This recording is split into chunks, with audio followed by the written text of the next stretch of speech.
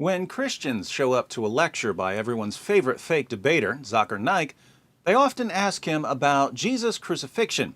And Zakir gives a pretty silly response. He says, for Muslims, the Quran is clear that Jesus wasn't killed and wasn't crucified. And for Christians, the Bible is clear that Jesus was crucified, but he survived crucifixion. And then he tries to show from the Bible that Jesus survived crucifixion. Why do I say that Zakir Naik's response is silly? Let me give you 10 reasons. First, every respected New Testament scholar and historical Jesus scholar on the planet, regardless of theological background, agrees that the Islamic view is wrong. Even non-Christian scholars agree completely with Christians on this point. For instance, the atheist New Testament scholar Geert Ludemann declares that Jesus' death as a consequence of crucifixion is indisputable. Marcus Borg of the notoriously liberal Jesus Seminar states that the most certain fact about the historical Jesus is his execution as a political rebel. Pinchas Lapid, a Jewish scholar, concludes that Jesus' death by crucifixion is historically certain. According to Paula Fredrickson, a convert to Judaism who specializes in historical Jesus studies, the single most solid fact about Jesus' life is his death. He was executed by the Roman prefect Pilate on or around Passover in the manner Rome reserved particularly for political insurrectionists, namely crucifixion.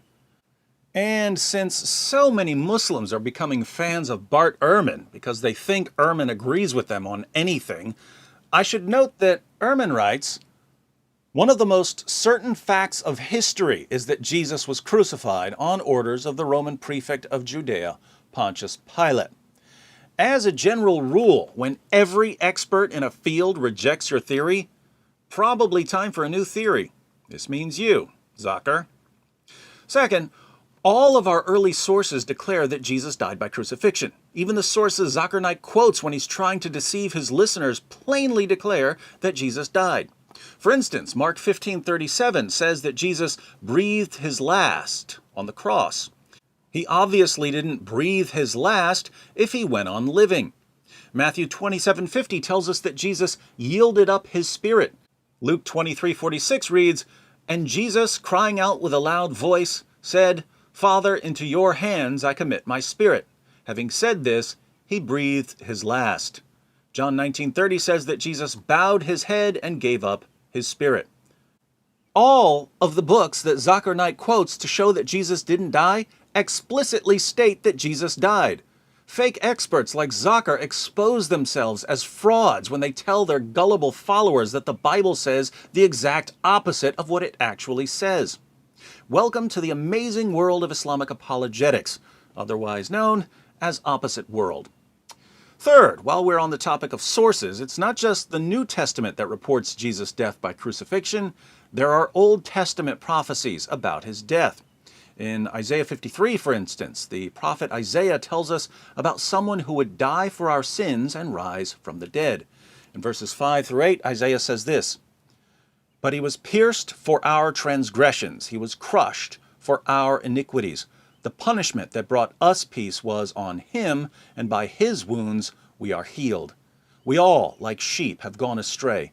Each of us has turned to our own way, and the Lord has laid on him the iniquity of us all. He was oppressed and afflicted, yet he did not open his mouth. He was led like a lamb to the slaughter, and as a sheep before its shearers is silent, so he did not open his mouth. By oppression and judgment he was taken away. Yet who of his generation protested? For he was cut off from the land of the living. For the transgression of my people he was punished. Isaiah spoke these words about 7 centuries before Jesus walked the earth. Since Jesus is the only person in history who fits Isaiah's description, people like Zakir Naik are guilty of rejecting the testimony of Old Testament prophets. Fourth, Jesus predicted his own death in the same books that Zakir Naik quotes. In the Gospels, Jesus repeatedly says that he's going to die. Mark 9:31 says that Jesus was teaching his disciples and telling them, "The Son of Man is to be delivered into the hands of men, and they will kill him. And when he has been killed, he will rise 3 days later." Zakir Naik's favorite book to quote when he defends his delusional view of Jesus' crucifixion is the book of Matthew. But in Matthew 17:22-23, Jesus declares, "The Son of Man is going to be delivered into the hands of men, and they will kill him, and he will be raised on the third day." Somehow, when fake debater Zakir Naik reads about Jesus saying that he's going to be killed, he thinks Jesus is saying that he's not going to be killed. I hope Zakir doesn't live the rest of his life like this. I mean, when he's walking down the street and he gets to an intersection and the sign says, "Don't walk," does he think to himself, "Don't walk, it must mean walk," and start walking across the intersection? That's how he reads the Gospels. Fifth, also in Zakir Naik's favorite book to quote when he's claiming that Jesus never died, an angel at the empty tomb of Jesus says that Jesus has risen from the dead. In Matthew 28:5-7, an angel says to a group of women who had come to visit Jesus' tomb, "Do not be afraid, for I know that you are looking for Jesus who has been crucified.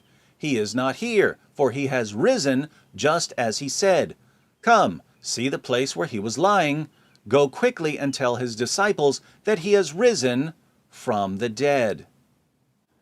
Oh, let me guess. When the angel says that Jesus has risen from the dead, he really means that Jesus never died, because angels always say the opposite of what they mean, according to the Zakir Naik method of scriptural interpretation. Sixth, Jesus' followers claimed that he had risen from the dead because he appeared to them after his crucifixion. But if Zakir Naik is right, and Jesus actually survived Roman crucifixion, he would have been so horribly mangled and disfigured that no one would ever have concluded that he had risen from the dead. Jesus wouldn't have been able to walk for months. His skin and his back muscles would have been torn to shreds. His wounds would have been badly infected. If Jesus had appeared to the apostles in that state, they would have been yelling for a doctor, not proclaiming his resurrection as the foundation of Christianity. Now, Zakir once studied medicine, so he should know this, unless, of course, he read his med school textbooks the same way he reads the Gospels, in which case, I'm glad he's not practicing medicine. Seventh, the traditional Islamic theory here is that Allah rescued Jesus by disguising someone else and having this other person crucified.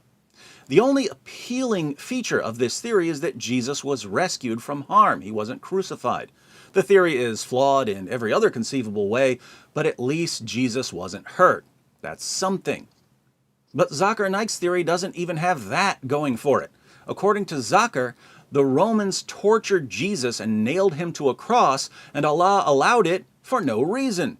Christianity teaches that Jesus suffered and died, but that there was a point to his suffering and death. What's the point of Jesus enduring suffering and crucifixion according to Zakir Naik? Allah rescues Jesus, but only after people lash him and nail him to a cross. Seems like the divine rescue came a little too late. Eighth, if Zakir's view is correct, then everyone in the first century completely misinterpreted what happened. Jews, Christians, and Romans were all convinced that Jesus died on the cross, and yet Allah did nothing to correct this view. Jesus did nothing to correct this view. So by miraculously taking Jesus away after the crucifixion, Allah was leaving everyone in a state of error and ensuring that future generations would believe that Jesus died by crucifixion. Since Jesus' death by crucifixion is foundational to Christianity, Allah helped start Christianity by misleading people about Jesus' death. No wonder Zakir feels so comfortable misleading people. He gets it from his God. Ninth, think about how inconsistent Muslim apologists have to be in terms of methodology. Zakir goes to the New Testament to support his claims, but then he ignores all the verses that refute his claims. So what's his method when he reads the Bible? Cherry pick the verses that you can use, ignore the verses that contradict what you're saying. Would he allow us to use this method with the Quran? Suppose someone quotes Surah 9, verse 5 of the Quran, "Slay the infidels wherever you find them." What's Zakir Naik going to say? Oh, you have to look at the context of Surah 9. You have to look at the surrounding verses. You have to look at other verses in the Quran. You have to look at the historical situation. Guess what? I agree completely. These are basic rules of interpreting a text. But when Muslims go to the Bible, they throw out the most basic rules of scriptural interpretation. Why? Because they have to. An incoherent position can only be defended with an inconsistent methodology. Surprise, surprise, Islam's top apologists are thoroughly inconsistent. 10th, even if we throw reason and logic and facts and scholarship out the window and believe all the ridiculous things Zakir Naik tells us, Islam still turns out to be false. The point of bringing up the crucifixion is to show that the Quran is wrong when it claims that Jesus wasn't crucified. But even if we believe everything Zakir says about Jesus' crucifixion, we still have to conclude that the Quran is wrong.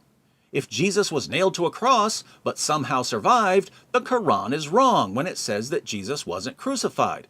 Hence, Christians can listen to Zakir's entire presentations and reply, "Thank you, Dr. Naik, for proving that Muhammad was a false prophet."